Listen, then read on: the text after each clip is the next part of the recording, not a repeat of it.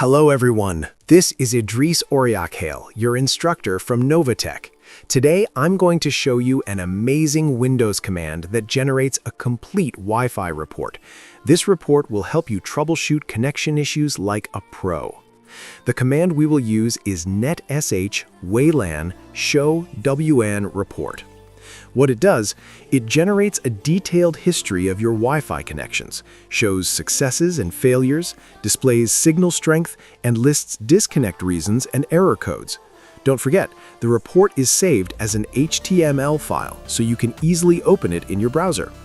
The report location is c:\ProgramData\Microsoft\Windows\WlanReport /WlanReport-latest.html. So, how to run it?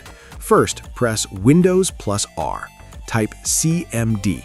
Next, type netsh wlan show WlanReport.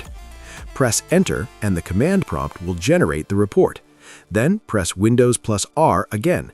Copy and paste the report location c:\Microsoft/Windows/Microsoft/WlanReport-latest.html. Press Enter to open your complete Wi-Fi report in your browser.